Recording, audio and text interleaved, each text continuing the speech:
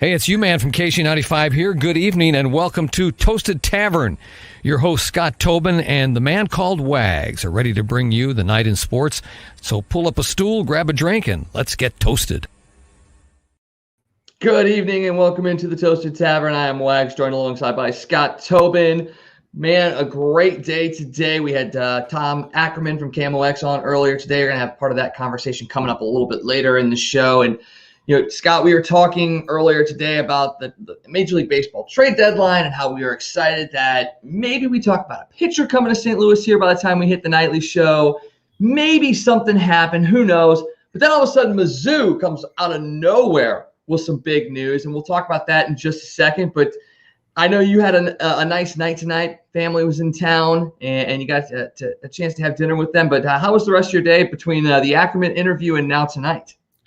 It was good. It was good. Like you said, we'll get into that story in a little bit. But yeah, Mizzou kind of threw us for a curve not too long after we ended the Ackerman interview, honestly, that with some big breaking news. And there are some baseball rumors floating around again tonight that we'll have to get into a little bit later. So lots of news. Glad we decided to do a second show today. I mean, some people might be tired of seeing our ugly mugs, but when there's this much sports news going on, we got to talk about it. And there's some semi-breaking news, I guess, in the NFL. I mean, we talked about it a little bit earlier today, but there's a guy up north coming back that I'm not all that excited about. Yes, we will get into that drama as it may be in a little bit as well. But we do have to start with Mizzou because the big news today, I mean, we had talked about the fact that the SEC might be expanding with Oklahoma and Texas. And out of the blue today, it comes out that Missouri Athletics Director Jim Sterk is going to step down. And usually when that happens, the red flag goes up and you're like, oh, crap, something negative has happened. There's going to be a smoking gun somewhere. Something bad has happened. But we got a chance to talk to him last year. And it didn't seem like there was anything negative in the stratosphere of that. It felt like he was getting along well with the coaching staffs of everything. He brought in Eli Drinkwitz. He brought in Konzo Martin. So it felt like everything was going all hunky-dory, and then all of a sudden this news drops. So, I mean, when you first heard the news, what was your reaction, and where do we stand now on potentially why Sterk is leaving Mizzou? My initial reaction was kind of like, you're his own man. What's going on now? Things have been going too good at Mizzou here lately. Something bad's about to hit us.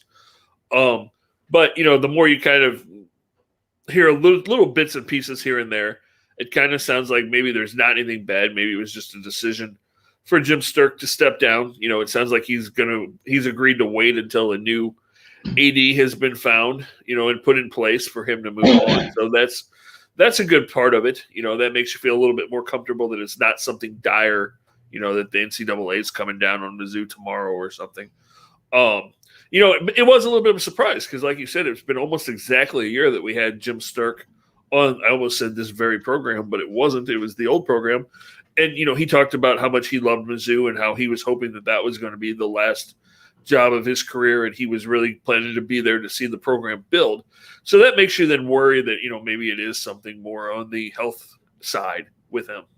Yeah, it's very, very possible that that's the case. And obviously going through the pandemic and seeing the resurgence of COVID, it makes you worried there as well. The other piece that kind of made me step back was what we talked about earlier, the fact that the SEC is getting ready to undergo some major changes with Oklahoma and Texas petitioning to get into the SEC. Now, the official petition hasn't been brought to the SEC yet, but it feels like it's only a matter of time for that to happen. Today, the Sooners in Texas announced that they will not renew their grants of media rights after the 2025 expiration date. Doesn't necessarily mean it's going to take that long for them to get to the SEC. There is a massive penalty that they could pay and very well likely will pay if everything works out the way they want it to. And it got me thinking that, if Sterk was going to leave after his next 2 years were up, he had 2 years left on his contract.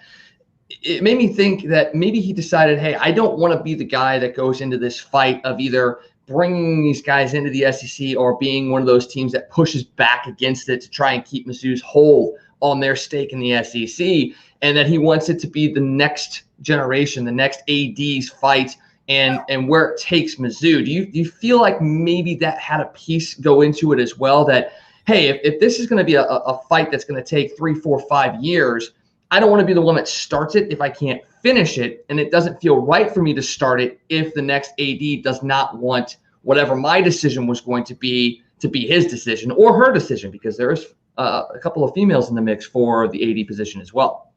Yeah, I mean, I guess that's a possibility.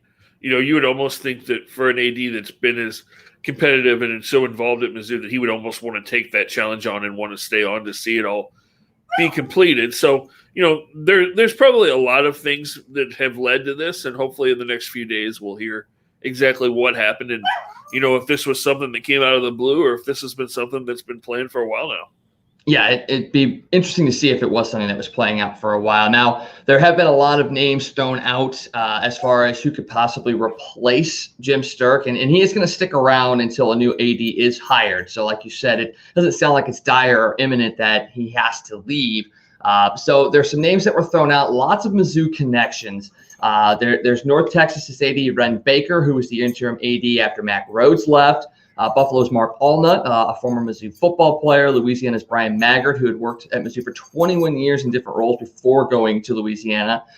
Colgate's Nikki Moore. She was a finalist for the AD position back in 2016 when Jim Sterk was hired. You've got Missouri's Ryan Alpert, who was brought in just recently and was looked upon as the second in command and the next guy up once Jim Sterk was done. But he is still on the younger side, so maybe it might be a bit too soon for him to take over that role. And then the two names that, for me, really stick out as being possibly, it's one was John Sunvol. That's the guy that you brought up before we went on. Mizzou grad, played under Norm Stewart, Big 8 broadcaster, working with the SEC network now. Definitely probably the biggest name that could potentially fill that role. And then for me, I look at App State's Doug Gillen. Connections to Mizzou, obviously.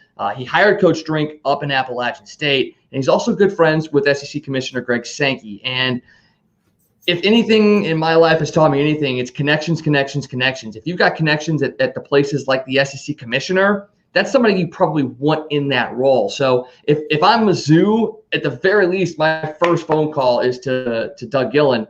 And then after that, it's probably John Sunvol. But I don't know what you think. Who do you see as somebody that they would pursue at this point in time?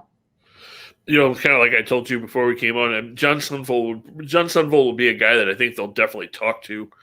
He bleeds black and gold. He's been connected to this program for 30 plus years now. He's tied to the SEC. He's nationally known because he does a lot of ESPN broadcasting as well. He would definitely be a guy that if you're wanting to really reconnect with that fan base and really get passionate Mizzou fans that have kind of drifted away from the program the last few years and really bring them back, that might be the guy that you go to and say, okay, here's our guy. Here's Mizzou guy through and through, like I said, bleeds black and gold. So the Sunfold for me would probably be my first phone call. Okay, that makes sense. Like I said, everybody for the most part has connections to Mizzou, so they have a lot of opportunities and a lot of options as well. And you also look at things. We like you said, we talked to Sterk last year. It felt like the relationships between him and the coaches of the basketball team, the football team, the softball team, everything was all hunky-dory. But is there also the potential that the relationships aren't as good as we thought they were, and that you need to get somebody, that Mizzou's wanting to get somebody in there that will appease a coach like Drinkwitz or maybe a coach like Martin that just Jim Sterk wasn't able to fulfill? Is that something that also could play into why this is happening and who they may look at? That's possible. We know that Coach Drink wasn't Jim Sterk's first choice to be the head coach. He kind of fell into that hire. Konzo was definitely his first choice for the basketball program. So, there could be some things there. You just never know, and relationships get strained and stuff between ADs and coaches and, different parts of the university. We see that happen all the time. So, we may never know exactly, that kind of inner workings thing if there were strains in relationships and stuff, but that's also possible. It's very, very true. And Jim Sterk's done a lot for Mizzou. He's overseen the massive expansion of the Mizzou athletic program, especially on the football side of things. The South End Zone expansion that was just completed. The fact that they're going to have this huge multi-million-dollar training facility now for the football team. So there's a lot of very good positive things that have come out of Jim Sterk's tenure as the AD of Mizzou. Now, there also were couple of things on the athletic side that maybe weren't all that great. But for the most part, over the last couple of years, there haven't been as many controversies as far as Mizzou Athletics is concerned. And I think you have to look at Sturck's leadership as why those controversies were not there. Is that a fair argument? Yeah, I think so. I mean, yeah, he was definitely there for some of the dark days in Mizzou sports early in his role as AD, but he's helped guide the program and build the fan base back up, build the program back up. Done a lot for the football and basketball programs, like you said, as far as facilities. And even the volleyball team, their facilities have really improved during his time. So I think his leadership, the stuff that he's done to help the program, is going to be looked at favorably as you think back on the Jim Sturck era at Mizzou. Most definitely. And make sure you stick here on Toasted Tavern for all the news when it comes to the Jim Sturck issue and anything Mizzou related. We're going to be following, Dave Matter is another great source when it comes to Mizzou football and Mizzou sports in general. So keep a close eye on our socials as we find out more about Jim Sturck's leaving and who may very well possibly replace him here in the near future. All right, we teased it a little bit earlier. We did have Tom Ackerman on our show earlier today, talked a lot about Major League Baseball, the Cardinals, the trade deadline, all of those kinds of things. And I want to play a quick clip that we had from him today because we had a lot of great insight from Ackerman, as we always do. But one thing really kind of stuck out to me when we started to talk a little bit about the untouchables on the Cardinals at the minor league and the major league level, because there are a lot of potential deals out there and some big names are going to be moved. And we asked him, who in the minor leagues and who at the major leagues would he consider completely untouchable? And about halfway through, you're gonna hear something that makes you go, that's interesting. So here's Tom Ackerman from KMOX on who's untouchable for the Cardinals at the trade deadline. Nolan Gorman, Matthew Liberatore, Ivan Herrera, Jordan Walker. No, and absolutely no. At the major league level, I mean, obviously Arenado and Goldschmidt, I would not deal, and nor would they Yadi and Waino for sentimental reasons. An absolute 100,000% no on Jack Flaherty, and a no on Dylan Carlson, and a no on Tyler O'Neill. So that covers everybody but your middle infield, your center fielder, and that's pretty much it. So you would consider Bader a trade option? Oh yeah. Well, yeah. I mean, is his level any higher now than ever in his life? And maybe it'll get better, but this guy's on fire right now. I mean, you talk about great trade value.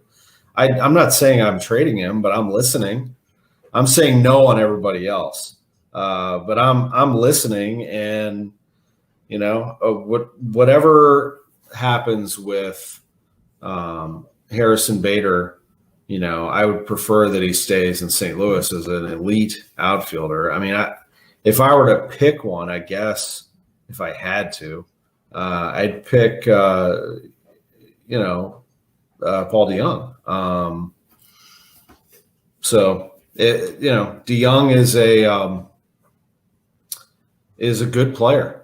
And I think with the change of scenery would have a great career ahead of him. Cardinals do have, a nice prospect at shortstop waiting in the wings. They do have a couple players at the big league level who can play that position. One of them being Sosa, who actually you could argue at times is the better option.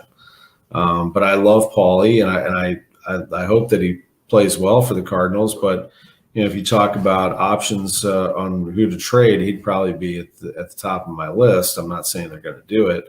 There's some players, on the bench that perhaps you could trade, or some relievers perhaps you could trade.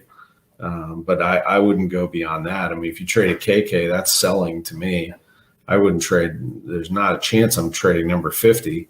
And, so there aren't a ton of options. But, yeah, I mean, Bader's value is through the roof. But you better have a backup option there because the guy's a really great center fielder, good hitter. Eventually, I still believe he's going to be a good big league leadoff man for this team and maybe for this team. But for right now, that's about where I am. Bader is not an untouchable. I mean, if I'm talking about untouchables, there's not a chance I'm trading Carlson or O'Neill at this point. And I was shocked. I was shocked when he said that Bader, yes, maybe not someone you're actively looking to move, but the fact that he's not what he would consider untouchable, that kind of perked me up a little bit because I was like, his trade value is probably at the highest it's ever been, but with the defense that he brings, and if he is able to hit consistently, I would have thought you would want to keep him around. But just the fact that he would even consider listening to offers on Harrison Bader, that threw me for a loop. Yeah, I mean, I think you listen because he's right. His trade value is not going to be much higher than it is right now with the way he's hitting. But, he kind of backtracked on that as you listen to the thing. He's like, yeah, if I had to pick one, it's Bader, but do I want to trade him? No. And then the biggest key that you take from that is he said, if you're going to make that trade, you better make sure you have somebody to take that role. Cardinals don't have anybody to play center field and play the caliber defense. I mean, we saw what happened when Dylan Carlson tried to play center field. He's not a center fielder. And if you don't think that your defense and your offense connect, if you don't carry one into the other, look what's happened to Dylan Carlson at the plate since Harrison Bader's come back and he's moved over to right field. I mean, the guy's been on fire. He had, 8 RBIs in the Cubs series. He had the most RBIs of a rookie in a series since Albert in 2001. He had a good series against Cincinnati. He hit some balls hard. Only had a couple of hits to show for it, but he got robbed a couple of times. I mean, everything just clicks when Bader is in center field because everybody else it kind of takes that pressure off. And, I don't think you want to mess with that outfield right now because those three, I mean, you look at this team and everybody wants to complain about it, but think about this for a second. When it comes time to pick Gold Glove finalists, and you look around at this team, you could very well have 6 Gold Glove finalists on this team. I think Arenado and Goldie win. I think Goldie finally wins that Gold Glove at first base for the Cardinals that he should have won last year. Arenado's a no-brainer at third base. Yeah. And then I think all three of the only thing that's going to hurt them potentially is the fact that O'Neill and Bader both were on the disabled list twice in the first half. But I think there's a very real possibility that all three of those kids are finalists for Gold Glove positions in the outfield. And I think Yachty will be a finalist as well.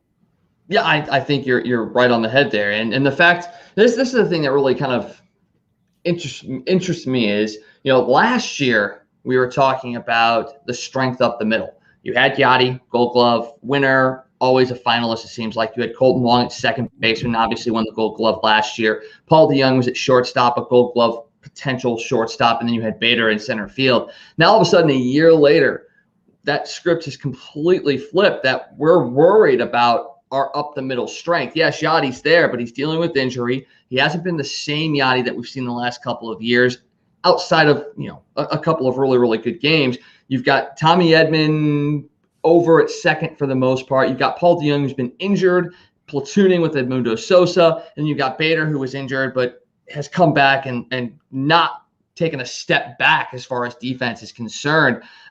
He did bring up Paul DeJong as being a guy that you probably would want to look at trading. Is that the play that the Cardinals go with at the trade deadline? Can you build a package around a Paul DeJong that maybe could bring back somebody to play shortstop if you don't want to trust Sosa with that? Or does that allow you to go out there and get a better pitcher than what you could get with some of the lower prospects that this team has? That's a good question.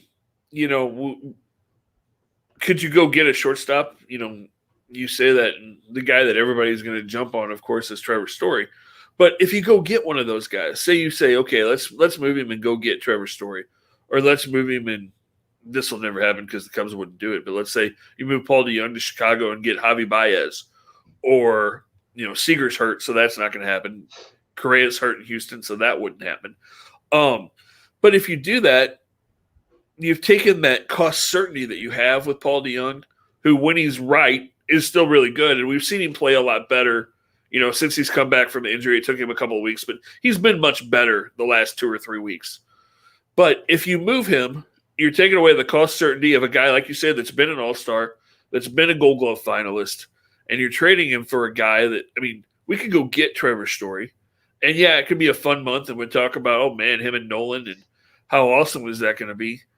But do you really want to pay Trevor Story $180 or $200 million? Because look at Trevor Story's numbers. He's not having a good year. He's hitting like 240. he has the same amount of home runs as Paul DeJong has, and Paul DeJong missed 6 weeks. He's not. It's not like Trevor Story's lit the world on fire this year. And you can say the same thing about a lot of those guys. Baez has not been. Everybody talks about how big the shortstop market's going to be. Baez has not had a good year. Corey Seager's missed pretty much the whole season and has had a setback, so that's going to put a question there. Carlos Correa's been hurt a couple of times. Are the Astros going to do that? So that big shortstop market may not boom the way people thought it was going to when we get into the offseason. And that's a roundabout way of answering your question. But, I think if you were going to trade him for a shortstop, I think it's probably Trevor Story would probably be the guy that everybody would think you were talking about. And I think if you're going to do that, you've got to try to get a pitcher there. And, John Gray would be the guy that you would look at from Colorado that you would want, although he's had injury issues this year as well. So you're not sure you would get a 100% healthy guy there. So I don't know. And then, other teams, maybe you could build a trade with the Twins for a Barrios. They may move on from Andrelton Simmons. There's talk that they may trade him. Or, Paul DeJong's a third baseman. Maybe Josh Donaldson gets moves and you move him over there. Would the Rangers be interested in something like that for Kyle Gibson? Possibly. Although there's been a lot of talk that people think they're going to spend a lot of money and be one of those teams in on a shortstop next year. Although if you get DeJong, then you don't have to do that. You allocate that money somewhere else. So it's possible. I just hate to see it happen because I am, I've made no bones about the fact that I'm a pretty big Paul DeJong fan. And Tom did too. You heard him say that. But maybe at some point he did throw the caveat of maybe a change of scenery is what Paul DeJong needs. But I don't think I trade him. Again, I'm not sure that I trade him and not get some kind of shortstop back because I'm just not sure that Edmundo Sosa, I know everybody in St. Louis loves him, but I'm not sure that Sosa's the guy that's an everyday shortstop because we've seen him not really able to hit a lot other than those first couple of weeks, and he's made like 9 errors, in the short amount of time that he's played. So while he is flashy and he does show some energy, which all you got to do to get Cardinal fans excited is be undersized and hustle a little bit, and they think you're the great next thing. Bo Hart's the perfect example. Oh my God, he's going to be an all-star. So I'm not sure. I'm just not sure that they have the depth at shortstop. He alluded to Delvin Perez, but again, Delvin Perez is a big question in the minor leagues too because up until this year, for being a first-round pick, he's kind of been a bust until right now.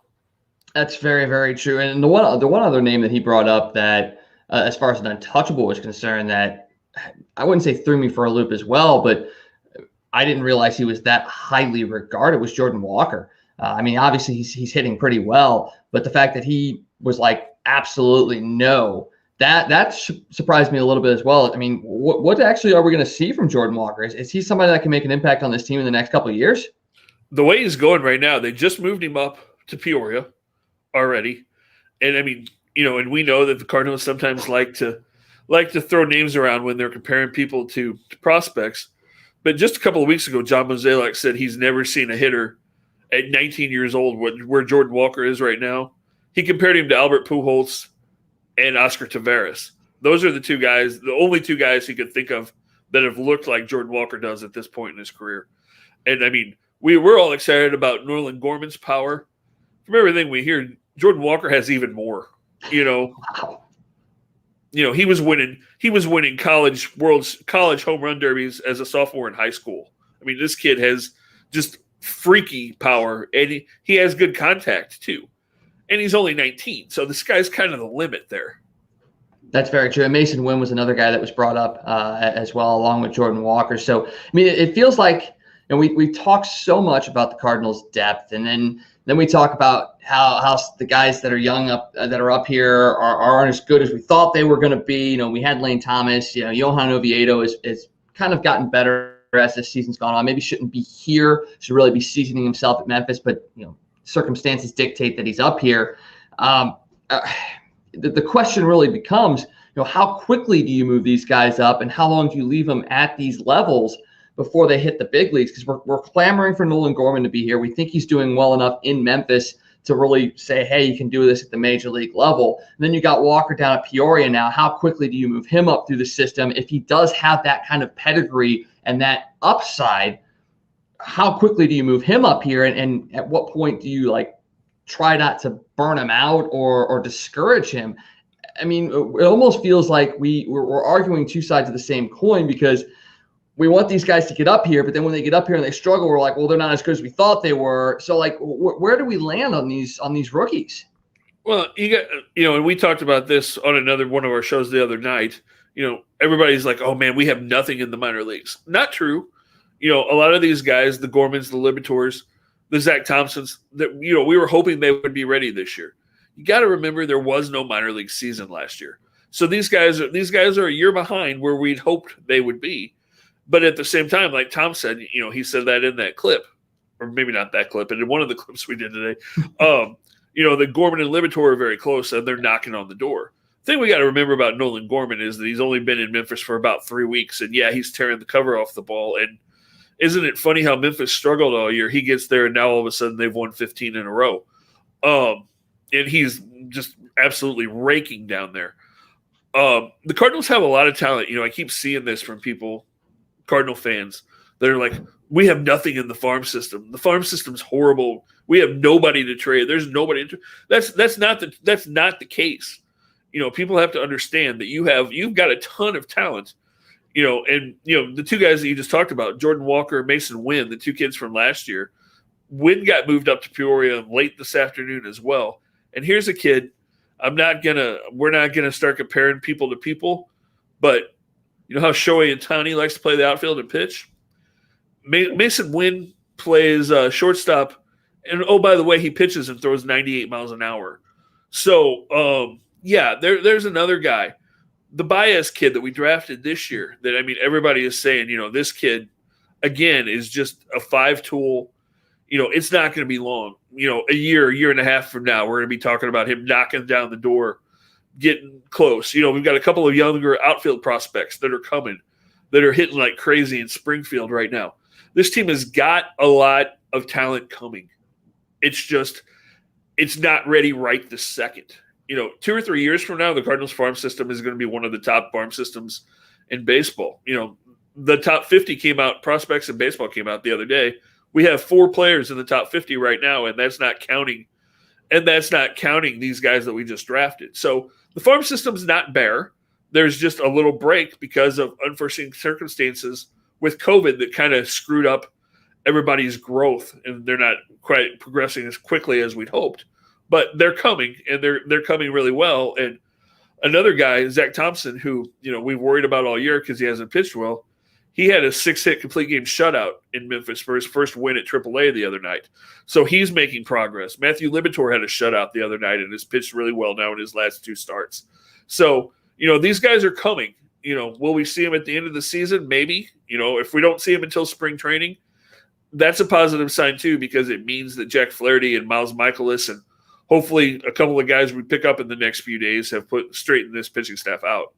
Yeah, and you also have to look at this as, hey, over the last 5 or 6 years, the same gripe has been there about the farm system being bare, and then the Cardinals trade these prospects and they go off for a half a season, and people are like, well, why the hell did you trade them? Randy Arozarena and guys like that, where it's like, yeah, they weren't producing for the Cardinals at that point in time because they were still developing. And yes, they traded them away to gain pieces for the here and now. And yes, they went over and were successful and probably could have been successful here as well. But that's the whole thing. You were just complaining about the fact that the system was bare, and then you trade some guys from that barren system, and then they succeed, and then you're pissed off that they traded them. So you have to be real careful with what you're looking at, because every player has a progression, and every player's progression is different.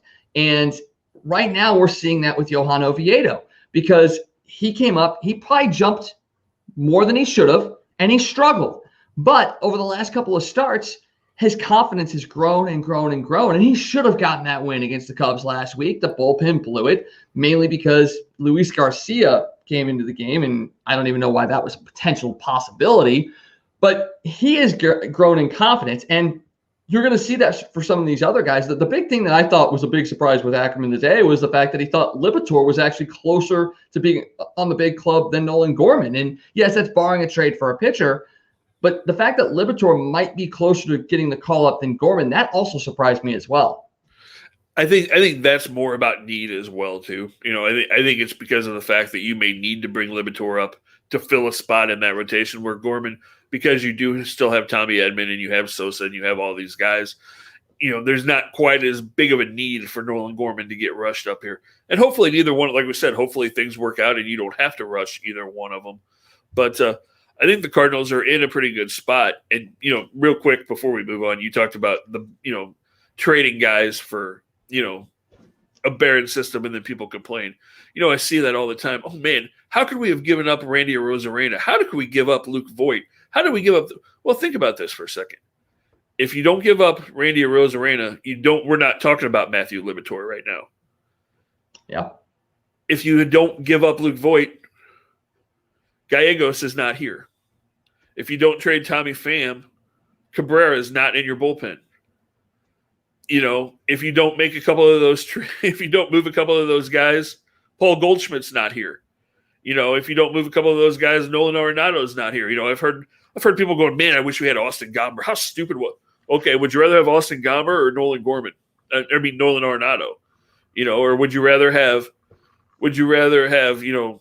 a catching prospect, or would you rather have Paul Goldschmidt? It's fans don't look at it both ways, and you got to look at it this way too. Nobody except in St. Louis is even talking about Randy Arozarena or Luke Voigt or any of those, because they're not having good years. Voigt's been hurt all year. Arozarena is just a guy this year. They're not tearing the cover off the ball right now. So, let these trades play out, and in a couple of years, like we've been saying forever, we'll see where we're at. Sorry, that was my soapbox. No, I'm right there with you. I mean, the soapbox is big enough for two of us because I'm in the same boat. I mean, sometimes you do have to trade, and the trade doesn't work out totally in your favor, but you have to wait and let it play out and let it percolate before you can actually sit there and say it was a good trade or a bad trade. But you're right. I mean, you wouldn't have Gallegos in the bullpen. You wouldn't have Nolan Arenado. You wouldn't have Paul Goldschmidt. And you talk about the one side where guys do go off and you go, maybe, Sandy Alcantara down in Miami is one of those, which, yeah, you got Marcell Ozuna out of it, but maybe you would want to have him back here. And it's not like what you got with Ozuna led to something else. I can see something, but that's how trades work. Sometimes it works in your favor and sometimes it doesn't, because now look over at the Paul Goldschmidt trade. Would you rather have any of the guys that are in Arizona right now, or would you rather have Paul Goldschmidt, who had a 16-game hitting streak and, like you alluded to earlier, will probably win the Gold Glove at first base? So at the time, yeah, Carson Kelly, Luke Weaver maybe could have progressed to be better players, but right now we've got a stud at first base, and that stud at first base is another reason that Nolan Arenado came to St. Louis as well. So everything kind of connects, and you have to be willing to give some stuff up sometimes for yourself to grow. I do think, as Tom alluded to earlier, that the guys like Gorman and Liberatore and Ivan Herrera are guys you cannot give up. They're non-starters, and it doesn't matter if Max Scherzer's calling and saying, I will only come to St. Louis, but they want Liberatore in return. Sorry, Max, we'd love to have you, but this guy's our future. He's a lefty pitcher. And I'm not saying that, I've said this many a times, I don't think you absolutely need a left-handed pitcher in the rotation, but having one is a nice piece to have. And the fact that he's got the stuff that he has, I would much rather take the role and the gamble on Liberatore than bringing in a Max Scherzer. Well, and like you said, you don't necessarily need to have a left-handed pitcher. But there's a difference between having a left-handed pitcher and having an elite young left-handed pitcher. That too. Which Liberatore would have. And you brought his name up a few minutes ago. For all the people that have been like, oh my God, Sandy Alcantara, how stupid. Guess who in the last couple of hours, there's all kinds of rumors that the Miami Marlins are trying to trade. Huh. Can you say Sandy Alcantara may not be a Marlin by the end of the week? Could you see the Cardinals getting back on board and bringing him back in? That would be weird, wouldn't it? Hey, we'll give you Marcell Ozuna for Sandy Alcantara.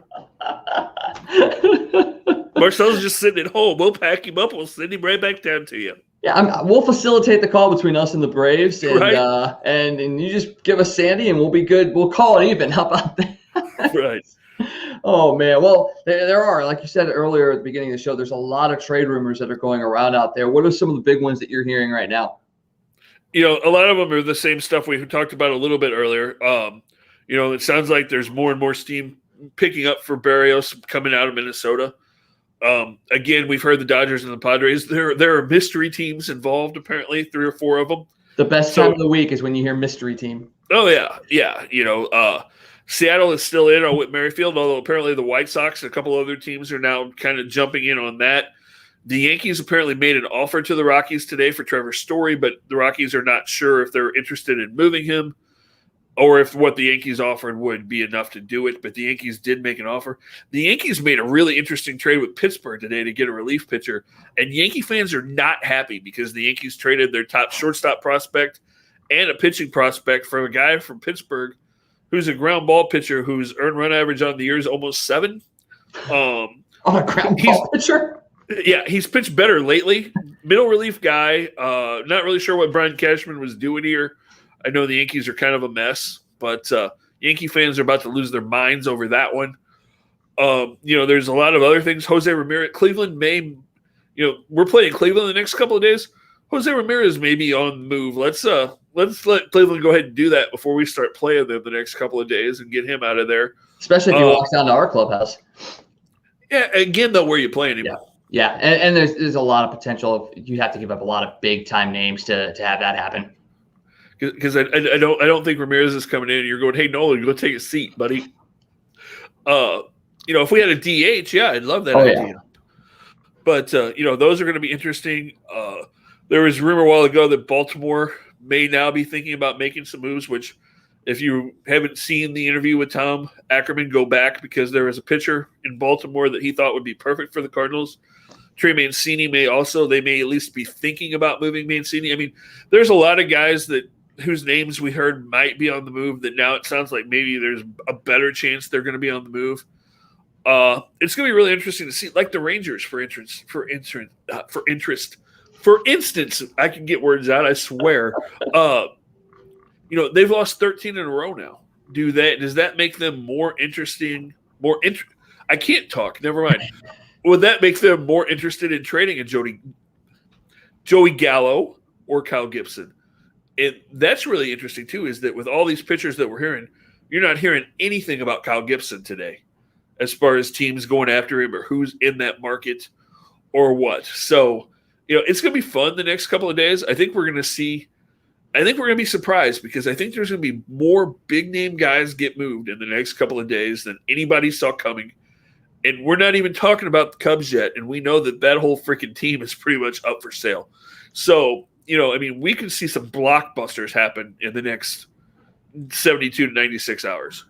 Yeah, it's one of the most active trade deadlines that we probably have seen in recent memory. And, you talk about the Cubs. It does look like Kyle Hendricks will probably be sticking around, though. It came out today that he's likely not to be shopped, but almost everybody else is. I mean, you've got Wilson Contreras, you've got Javi Baez, you've got Anthony Rizzo, Chris Bryant, all those guys. Craig Kimbrell is another guy that could be moving as well. There are some reports linking him back to San Diego. There's reports linking him to a couple other places as well. And he's definitely rebounded and pitched very, very well this year. So bringing in a guy like Kimbrell could be a huge move as well. It's going to be a lot of fun, and we're going to have all the coverage here on Toasted Tavern as well. The one guy that you talked about a little bit earlier today was the fact that the Padres are looking at maybe moving out Eric Hosmer.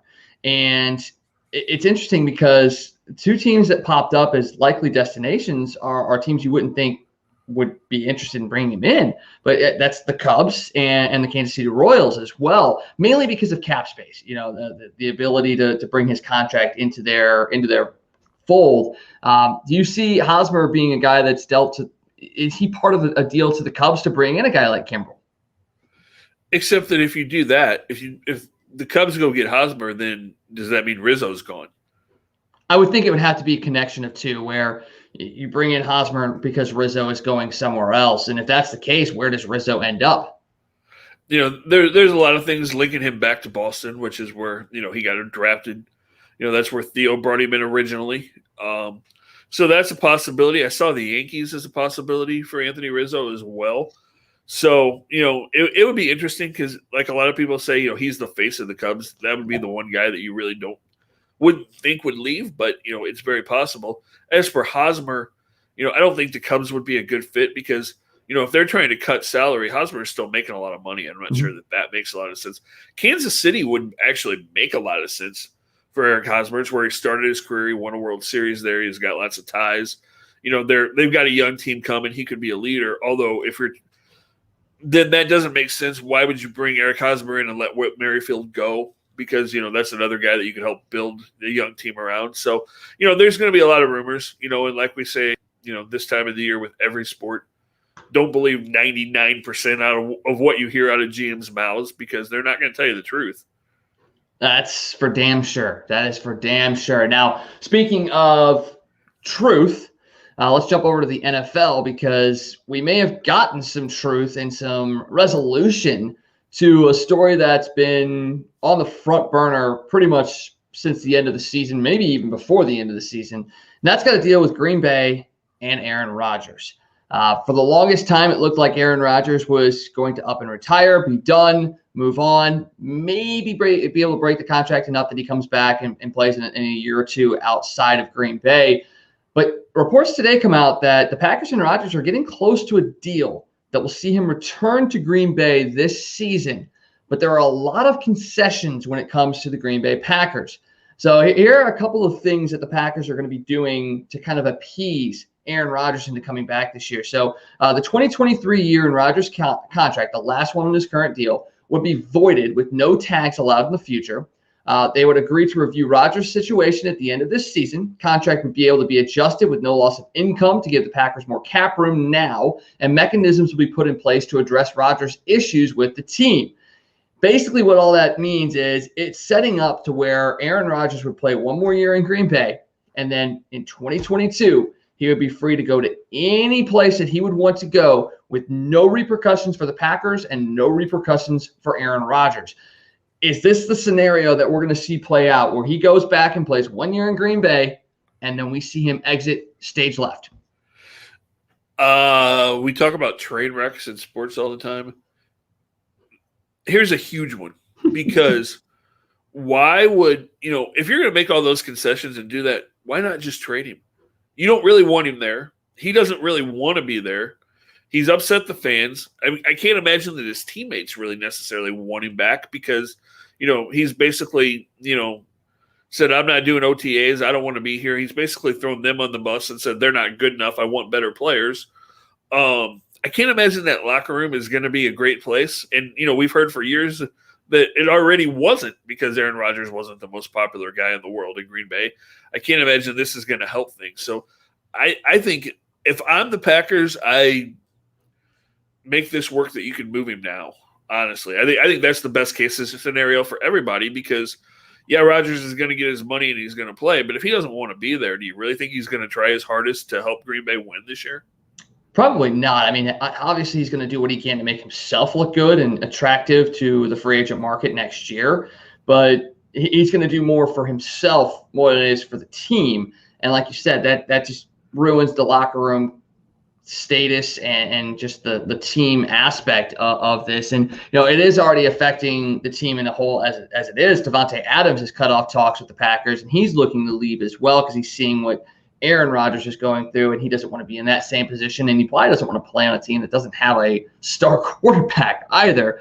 So it's already starting to impact this team post Aaron Rodgers as well. And I think you're right. I mean, how do you not sit there and start saying, hey, look, we've got to find a way to get him out of here and get him to a place where he's not going to hurt us except maybe the Super Bowl if we get there. And that's the big question is, who would they be able to make a deal with, and who would be looking for a quarterback that would be attractive to Aaron Rodgers, but also net enough for the Packers to justify trading him to that team?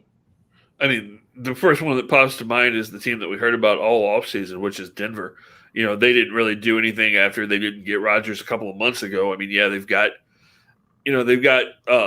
Drew Lock there, and they've got Teddy Bridgewater, but neither one of those guys necessarily super excite you at quarterback, and that's a pretty good team. So that would probably be my first landing spot. The other place that I think you would have to look at, because his star wide receiver has already talked about the fact that he wouldn't mind going to play there, is maybe Vegas. Although part of the reason that Devonte Adams has wanted to go there is because of the fact that the Raiders quarterback and him were college teammates and they already have that connection. So, I mean, you could connect the dots there, but there's kind of roadblocks in that move too. Yeah, there are. It's going to be a lot of interesting go-betweens, and if a trade for Aaron Rodgers is going to happen, I don't know. I don't know what to make of this, because even just earlier today, I heard that Aaron Rodgers was likely to retire, and now on the flip side, you've got this saying that the Packers are making these concessions. So we really haven't heard much from Aaron Rodgers' camp, and that's the big thing is the Packers can say all they want about, yeah, we're going to make this concession and do this and allow him to leave after this year, blah, blah, blah, blah, blah, blah. But nothing's coming out of the Rodgers camp, and that's intriguing to me as well, because he could come out and say, no, we haven't had any of these conversations whatsoever, and I don't know what the hell they're talking about, and keep this thing going. Or he can come out and say, hey, yeah, we're working on a way to figure this out, and we'll kind of see how this plays out. But, I mean, we're not hearing anything from Aaron Rodgers, and that's the piece de resistance that makes me just go, why are the Packers still trying to find a way to keep this guy around? Well, it's not a bad move from the Packers either. It could be a smokescreen, and you just brought this up because what's a better PR move for the Packers that if you know that Aaron Rodgers isn't going to do this and tomorrow he's going to announce his retirement, if you're the Packers and get out in front of it and go, man, we did everything we could. We thought we had something almost done. It's not our fault. It's all Aaron. We had a deal. We were gonna make concessions and he won't do it. So it's smart if there isn't a deal done. It's smart on the Packers to get out in front of it as a PR move and try to make themselves look as good in this as they can, because both sides have looked so bad all offseason that it doesn't look bad. And, when that news broke today that maybe there was a deal coming, it was really shocking because everything we'd heard in the last couple of days was that Aaron Rodgers was going to retire. I mean, Vegas had pretty much taken any betting lines off the board for the Packers because, the rumor was that they were all hearing that Rodgers was going to announce his retirement this week. So, is there truth to it? Is it a smokescreen? Is it the Packers trying to make themselves look better? The way this is going, who knows? And, you would have thought by now, with a couple of weeks before training camp, we would have this all figured out. And Aaron Rodgers isn't the only quarterback drama we're going to have to watch in the next couple of weeks, because guess what? If you thought it was over in Houston, guess who showed up at training camp the other day? Deshaun Watson. And he still wants out. Well, I mean, just today, 10 police complaints filed against Deshaun Watson as well in that ongoing case against him that likely won't be resolved until maybe next summer. So he's got that hanging over his head. And I mean, I get it. I mean, yeah, he wants out, but at least he's showing to his teammates that he's willing to be there for them. And whether or not that means he sticks around in Houston, it paints in a picture for whatever team he goes to that regardless of what is going on between me and management, I'm going to be here for you. And whatever team he does go to, they'll see that and go, look, yeah, he had his issues with management. He was trying to get the best for him, but I do know he'll be here for me. So I think it was probably the right play by Deshaun, but Houston needs to find a way to get rid of him. Yeah, well, and let's be honest, he's there because if he wasn't, he gets fined $50,000 every day that he misses camp. Yeah, so that's a big... it has a little bit to do with his wallet, but it sounds like there's a team that's really interested still in making a trade. Team in the NFC East, which if they make this trade and if Deshaun Watson's able to play, it changes the whole balance of the NFC again, because apparently the Philadelphia Eagles are hot on the heels of a trade for Deshaun Watson. So Jalen Hurts would be going the other way probably? Yeah. It doesn't sound like anybody's too hot on Jalen Hurts either, but yeah, Deshaun, when we heard a couple of months ago that the Eagles were interested in Deshaun Watson, that would definitely be interesting in that Philadelphia team. If you brought Deshaun Watson there, it would definitely have the fan base I want to say excited, but I'm not sure it's Philadelphia fans. Although I think if there's a fan base that Deshaun Watson could go to, even with all the drama, and if he won, they would love him, it would be Philadelphia. Yeah, I can see that being 100% the case. I mean, they embraced Michael Vick after his issues. They've embraced other athletes that have been a little bit, I guess, questionable in their off-the-field activities. But they're also the fans that threw snowballs at Santa Claus and batteries at J.D. Drew.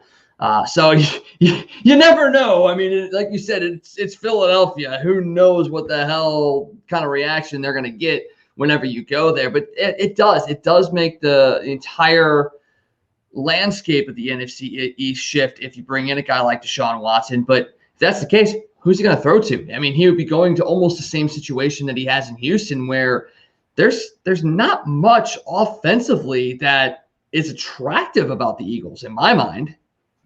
No, he would definitely, his receiver core wouldn't be great, but it would be a fresh start. And then you build towards next year, and I think it's as much, he just wants out of Texas for the way they've mishandled things there as anything else, So I think just getting to a fresh start and, let's be honest, the Eagles could trade for him and then he'd not be able to play this year too. So you got to look at it that way. You would have his rights whenever he is able to play. It's going to be really weird the way the court system works. I mean, this thing with Deshaun could drag out. I've seen things that have said that, it may not be resolved until 2023 or 2024. So, there's definitely going to be a cloud hanging over his head for the next couple of years, whatever happens. Yeah, it looks like depositions for the women won't be started until September. He'll probably not be disposed until February. It's a very interesting case for sure. And it came out today that, Rusty Hardin, his lawyer, was like, look, if we settle with any of these women, we're going to settle it with no restrictions on confidentiality or anything like that. So if we do settle, the stories from both sides will come out, and that's the only way we're going to do it. So the way it's being presented, it almost feels like they really do believe that he's done nothing wrong. And hopefully by saying this and coming out with this kind of comment, that it's going to push these stories and these women back from really making, from completing these complaints and really getting to the court stage of all this. But it's also going to be really telling if they don't. And if they don't and they continue to push forward with this, it will start to make you question even more what exactly happened. And it does put another cloud over Deshaun Watson, and that may make a team decide, hey, look, talented, probably going to have him this year, but do we really want all of that hanging over our organization? You've seen what happened in Washington with the front office and upper management, all the stuff that was going down with their sexual harassment cases and all that. I think at this point in time, teams are really looking at that and going, we really don't want to have that as part of our organization going forward, regardless on if they've done anything in the past. Because I'm sure every organization has had some sort of sexual harassment issue that we have not heard about. And nowadays, now that the stuff of Washington's come out, they don't want anything else, especially something that's already out there coming into their organization. No, you're right. And, the bad thing for Deshaun Watson, and again, we have no idea what really happened. And hopefully at some point we'll find out more details and the truth will really come out. But whether he's found guilty, whether he settles, whether, these claims go away, no matter what, there's going to be a huge percentage of the population that from now till the end of his life is going to have made up their mind that Deshaun Watson's a scumbag and, a sexual predator and all kinds of stuff. And that's something that he's going to have to live with, whether he's guilty or not. And, again, like I said, we have no idea, but everything we've heard up till now was that Deshaun Watson was such an upstanding guy. So it's going to be really interesting. And, that cloud's going to follow him no matter how this all ends up. Very, very true. And before we get out of here, let's talk a little bit about the NHL, because free agency is coming up here on Wednesday. The Blues hopefully will be active in the market, but we'll see, because they still have the Vladimir Tarasenko contract on the books, and that hasn't had any news in the last couple of days. And I think you look at that and you go, man, the less news there is, the more likely he's coming back. And you talk about a bad locker room in Green Bay. who's to say that's not going to be the same situation here in St. Louis? But a couple of things that did go down today. It looks like the Blues did tender qualifying offers to 6 players. Ivan Barbashev, no surprise. Pavel Buchnevich, no surprise, just brought him in from the Rangers. Dakota Joshua had a good, strong showing last year. Jordan Kyrou, another obvious one. Robert Thomas, obvious as well there. And Zack Sanford. And that's the one that's got a lot of fans up in a tizzy, is bringing back a guy like Zack Sanford. And, you look at this and you go, man, it's Sanford. And every time we hear the name Sanford, we go, ugh. But you got to remember, he was a stud in the finals against Boston. He was pretty good. He led a lot of the goals that the Blues score were based off of plays by Sanford. He was playing in the top 6, which he probably doesn't need to be in the top 6. And he's a guy with a big body that just hasn't used it yet. And Blues fan reacts, sad face on there. And he's brought up many times that he reminds him of Patrick Berglund. And Patrick Berglund was another guy that had size, but just seemed soft and didn't really know how to use that at the NHL level. And Zack Sanford's probably in that same mold. But you have to remember, this team is still dealing with cap issues. So if you can get a cost-controlled forward that can play in your bottom 6 and give you 15 to 18 goals, I think it might be worth the headache of him making a few defensive miscues to at least have him here. And that's just where I see it. I think Sanford has a spot on this team next year, regardless of what fans think. Yeah, I think you're probably right. I was going to ask you what you thought about this, because I saw a report today that, you talked about them tendering those offers today to guys. I saw one report that if they don't move Vladdy, they're basically at the salary cap right now, and they have no money to do anything else in the offseason. There's just nothing they can do if they don't move Tarasenko. They have no money. If that ends up being the case, if they can't move Vladdy and this is the team you go into next year with, do you feel very good about them being able to make much of a playoff run, honestly? It's tough. I mean, right now they've got, 7 players, 7 forwards under contract. You're going to re-sign Barbashev, Buchnevich, Sanford probably, Kyrou, and Thomas. You're at, 60? You've got $18.8 million in cap space right now before you sign those guys. And that is with the Tarasenko contract on the books. So, if Sanford gets $1.5 million, they're working on a long-term deal with Buchnevich. So you're probably going to have a higher salary than $2 million or what have you. Barbashev's due a raise. Kyrou and Thomas, you have to determine if you're going to lock them up long-term. So, it's not that they're going to be right up against the cap, but there's not a whole lot of room. You're not going to be able to go off and get a guy like Gabriel Landeskog. That's just not going to happen. You have to move a guy like Tarasenko if you're going to get Landeskog.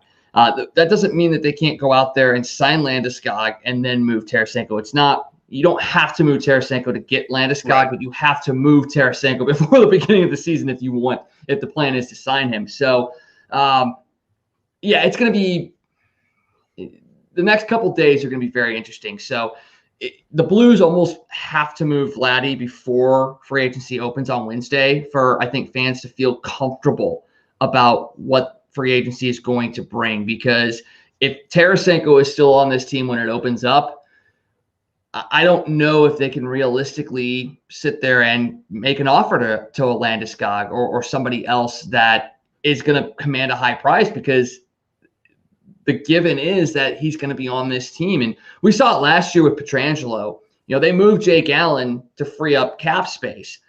It didn't work out that they brought Pietrangelo back, but it almost felt like you had to move one of those guys to bring a guy like Pietrangelo back. And it's the same situation this year. If you're going to go after a big name like a Landeskog, you got to move Vlad before the free agency period opens up. Yeah. And like I said, the report that I saw basically with that $18 million, because they were saying that, that Kyrou and Thomas are both going to get $3 to $4 million. I mean, they basically broke down how much money each guy was going to make. And it basically, I think they had like $500,000 left of that $18 million by the time they had it figured out. Yeah. I mean, you're not getting anybody for that. Oh, no, not at all. I mean, like you said, so if you have $18.8 million, and let's just say that, you give $4 million to Thomas, you give $4 million to Cairo. Let's say you give $1.5 million to Sanford. Barbashev, let's say he goes up to $3 million, and then you sign Buchnevich to a long-term deal at probably 4.5. So that leaves you $1 million. 17. That's got you a little over 17 million right there. Yeah, that gives you about $1 million to play with. So you're not going out there to sign anybody. You're not re-signing a Tyler Bozak. You're not re-signing a Jaden Schwartz, and you're not re-signing Mike Hoffman, who is looking for $5 million plus. I don't think he's coming back, regardless of if Vladimir Tarasenko's with this team or not. And it looks like Jaden Schwartz will probably end up in Seattle. He's going to wait until free agency opens up to see if anybody offers him anything more, but he did have some negotiations with Seattle before the expansion draft. All indications are he'll probably end up in Seattle, so we'll see how that plays out. And then one guy that Blues fans were hoping the Blues would target, Alec Martinez, is close to re-signing with Vegas at 3 years, $5 million. They are going to have to move some people out because they did have some salary cap issues last year, had to sit guys near the end of the season, so we'll see how that affects the trade market and free agency as well, because just like in baseball, if a guy that you thought wasn't going to get traded now gets traded to fill a hole somewhere else, that means a guy that free agency that was going to go there can move somewhere else as well. So that deal with Vegas opens up a couple of opportunities as well. So we'll see how that plays out on Wednesday when free agency opens up. So Scott, man, another great show. A lot of stuff that we were able to talk about. Jim Sterk resigning at Mizzou, going to be replaced very, very soon, probably by a new AD. Trade deadline coming up in a couple of days. Free agency opening up in the NHL and the Aaron Rodgers saga. You got anything else before we head out tonight? I think that's pretty much it. Just one last thing before we tie everything up with the Blues. How disappointed will Blues fans be if a week ago you were talking about maybe Matthew Tkachuk or Landeskog, and then when it comes down, you don't get either one of those guys, and Tarasenko is still here? I think people will be really upset. I really do. And the Tkachuk thing still has a sliver of hope because Calgary is interested in guys like a Vladimir Tarasenko. And at the time before the expansion draft, you were thinking maybe a Tarasenko Vince Dunn package might be able to go up there and be the start of a trade for Matthew Tkachuk. You have a couple of guys that are Vince Dunn clones in the Blues organization right now. So that deal still may be something that's cooking. It may be on the back burner right now, but we've seen Doug Armstrong pull off miracles before. I would not be shocked if we wake up in 2 weeks and Matthew Tkachuk is a St. Louis Blue. I'd like to see it. I think it's more likely after next offseason, but we can hope. That's all you can do. Hope, hope, hope. And that's the same thing that we're trying to do with the Cardinals' playoff chances is hope, hope, hope. That's what it is. Thank you guys for joining us tonight here on the Toasted Tavern. I want to thank Tom Ackerman for joining us earlier today. You saw a clip of that interview as well. We're going to replay that interview tomorrow night for tomorrow night's Toasted Tavern episode because it's Tuesday night and I'll be at hockey. So you get a chance to catch the Tom Ackerman interview tomorrow night at 9 o'clock. Otherwise, you can catch it anywhere you find your podcast as well because we got it up there on our podcast page with Toasted St. Louis. Make sure you catch out Toasted Blues on Sunday evenings as well. We got plenty of stuff to talk about there. And Scott and I will be back on Wednesday night to talk about all the sports action here in the Midwest. And we'll talk some NHL free agency as well. So for Scott Tobin, I am Wags. Thank you guys for joining us and have a great rest of your night. Hey, it's U-Man here from Casey. For all your sports news, catch the Toasted Tavern with Scott Tobin and the man called Wags, weeknights at 9 p.m. You can follow Toasted Tavern on Facebook, Twitter, Instagram, and YouTube. Let's get toasted.